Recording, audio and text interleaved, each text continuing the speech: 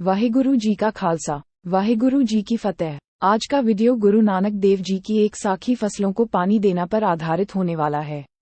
आइए साखी शुरू करें। गुरु नानक देव जी पूर्व की ओर यात्रा करते हुए हरिद्वार पहुंचे। हरिद्वार गंगा नदी के तट पर स्थित है और हिंदू तीर्थयात्रा के प्रमुख केंद्रों में से एक है।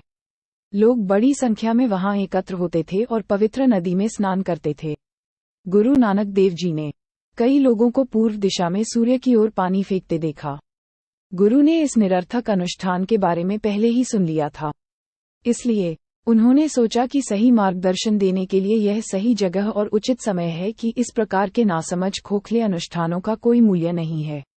जो लोग पूर्व में गंगा नदी से सूर्य की ओर चुल्लू भर पानी फेंक रहे थे, उनका मानना था कि इस अनुष्ठान के द्वारा वे अगली दुनिया में अपने मृत बुजुर्गों को जल अर्पित कर सकते हैं।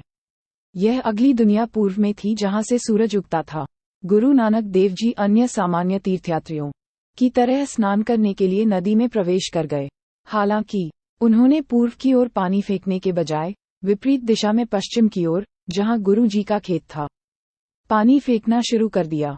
आसपास के स्नानार्थियों ने उसे एक भोला भाला आगंतुक समझकर उससे कहा कि वह अनुष्ठान ठीक से नहीं कर रहे हैं। उन्होंने उसे पूर्व दिशा में पानी फेंकने की सलाह दी। गुरु नानक देव जी ये दिखावा करते हुए पश्चिम की ओर पानी फेंकते रहे कि वह पवित्र कार्य में बहुत लीन थे और उन्होंने कुछ भी नहीं सुना है। जल्द ही कई लोग वहां इकट्ठा हो गए और उन्हें बताया कि अनुष्ठान करने का उचित तरीका पानी को दूसरी दिशा में फेंकना है। पश्चिम की ओर फेंका गया उसका पानी उसके या उसके मृत पूर्वजों के किसी काम का नहीं था। तीर्थयात्रियों के नेता ने पास आकर गुरु जी से पूछा, आप पवित्र जल को पश्चिम की ओर क्यों फेंक रहे हैं, जो गलत दिशा है? इस समय तक हजारों स्नानार्थी गुरु जी को देख रहे थे।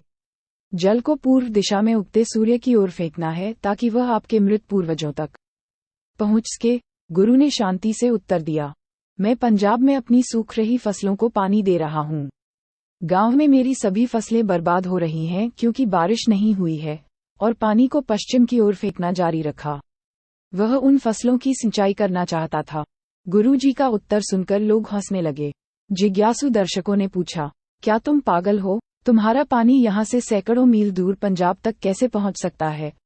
गुरु जी ने उत्तर दिया, ठीक उसी प्रकार जैसे तुम्हारा भी लाखों मील दूर दूसरे लोक में तुम्हारे पूर्वजों तक पहुँचता है।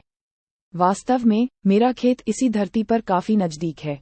गुरु जी ने पानी फेंकना बंद कर दिया, गंभीर हो गए और पूछा, यदि मेरे द्वारा फेंका गया पानी कुछ 100 मील दूर इसी धरती पर नहीं पहुंच सकता, तो तुम्हारे द्वारा अपने मृत पूर्वजों के लिए फेंका गया जल स्वर्ग में उन तक कैसे पहुंच सकता है?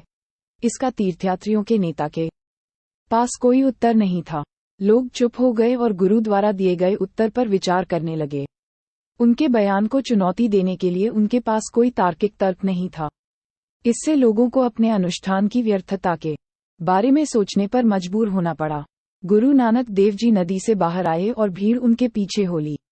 गुरु ने शांतिपूर्वक उन्हें सच्चाई बताई और समझाया कि खोखले अनुष्ठानों का कोई धार्मिक मूल्य नहीं है।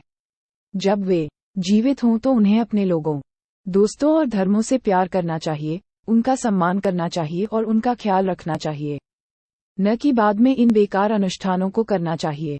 जब लोग मर जाते हैं तो उन्हें हमसे किसी चीज की जरूरत नहीं होती और न ही हम उनके इस दुनिया से चले जाने के बाद उन्हें कुछ भेज सकते हैं।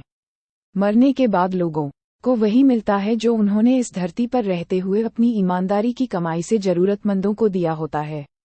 इसलिए संदेश याद रखें, अभी अपने बड़ों के लिए अच्छे कर्म करें, क्योंकि एक बार वे चले गए तो आप उनकी कोई सेवा नहीं कर पाएंगे। इस अवसर को मत गंवाओ। इसी तरह के और वीडियो के लिए कृपया हमारे चैनल को लाइक, कमेंट और सब्सक्राइब करना न भूलें। धन्यवाद।